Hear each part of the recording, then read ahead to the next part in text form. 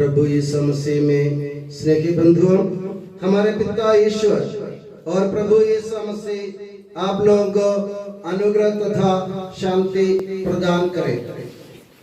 जैसे आप सबको विदित है, आज पवित्र कैथोलिक कलीसिया प्रभु यीशु मसीह के पुनरुत्थान का पर्व मना रही है और पवित्र कैथोलिक कलीसिया में त्योहारों का अंबार है।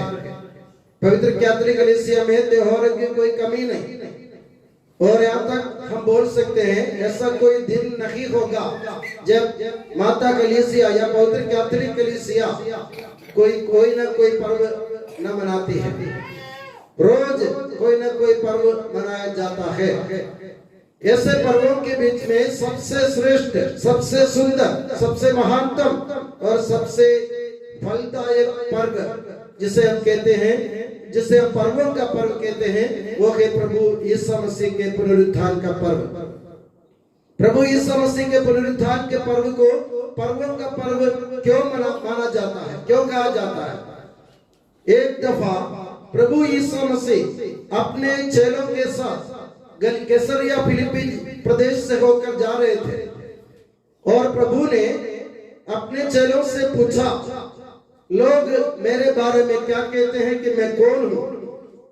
तो सब लोग कुछ ना कुछ सुनाने लग गए। कोई बोले आप, लोग कहते हैं आप नबी है, कोई कहते हैं आप एलियस है, कोई कहते हैं आप मसीह है।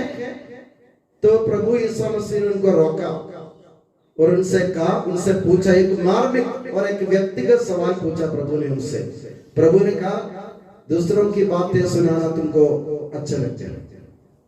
हम भी ऐसे ही, जब हमसे पूछे जाते हैं, दूसरों की बात बताते हैं, आपके बारे में वो ऐसा कहता है, आपके बारे में वो ऐसा कहता है, मगर हम ये नहीं कहते कि हम उनके बारे में क्या कहते हैं।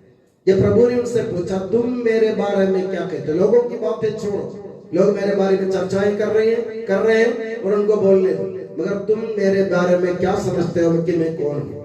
सब चुप रहे। जब मैं आपसे किसी से पूछता हूँ, लोग मेरे बारे में क्या कहते हैं, फादर साहिल के बारे में क्या कहते हैं, आप लोग खूब सारी बातें सुनाए। जब मैं अपने हरिओम से पूछता हूँ, बेटा मेरे बारे में तुम क्या कहते हो? अरे फादर जी कुछ नहीं, कहने में हमको डर लगता है।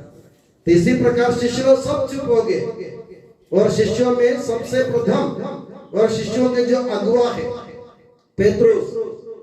पेत्रुस ने हिम्मत बटोर कर प्रभु यीशु मसीह से कहा, आप मसीह है, जीवंत ईश्वर का पुत्र है। मेरे प्यारे बंधुओं, मसीह के सामने पेत्रुस ने दो सत्य की घोषणा की। सबसे पहला सत्य यह है, आप मसीह है यानी मुक्ति दाता है, जो मुक्ति प्रदान करने के लिए दुनिया में आए हैं। दूसरी बात, आप जीवंत ईश्वर का पुत्र है, यानी आप ऐसा एक ईश्वर का पुत्र है जो कभी नहीं मरता, जो अपनी प्रजा के लिए अपने प्राण को त्याग देता है। ईश्वर अपने प्रजा के लिए मरने वाला ईश्वर और अपने हमको मरवाने वाले ईश्वर नहीं है। तो संत पेत्रुस का कहने का मतलब ये था कि तुम एक ऐसे ईश्वर के पुत्र हो, यानी तुम स्वयं ईश्वर हो जिनका कोई अंत नहीं होता, जिनकी कभी मृत्यु नहीं होती। इनकी ये बातें सुनकर प्रभु ने तुरंत, यीशु मसीह ने तुरंत पेत्रुस से कहा, पेत्रुस तुम चट्टान हो, तुम चट्टान हो।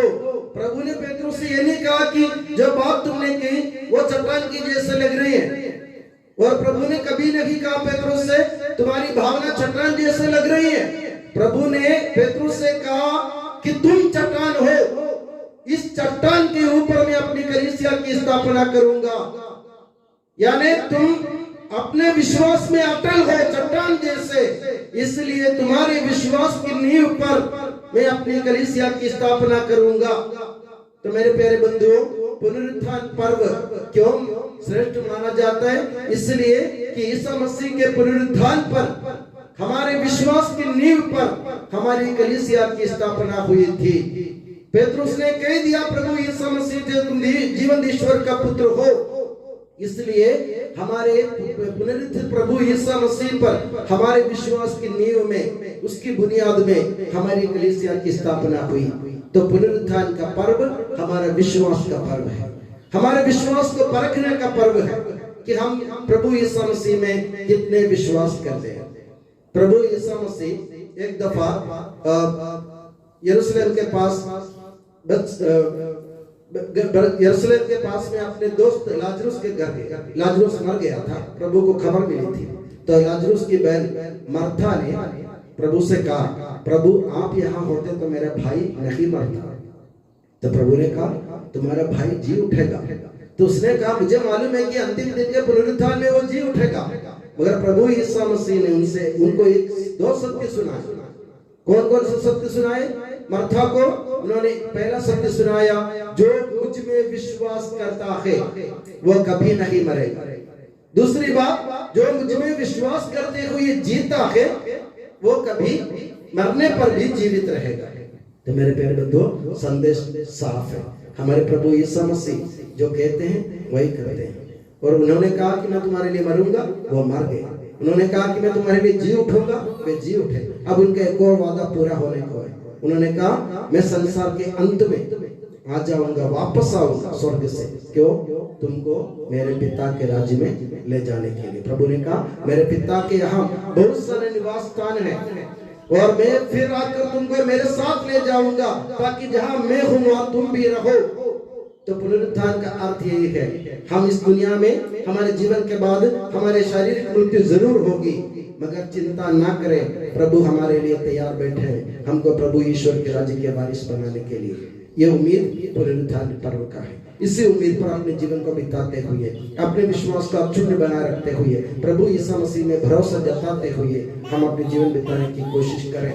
और मैं दुआ करता हूँ कि प्रभु यीशु मसीह और माता मरियम आप सभी को हमेशा अपनी नियामत छत्र छाया में सुखी और सुरक्षित रखे। पिता, पुत्र और पवित्र आत्मा के नाम पर आमीन।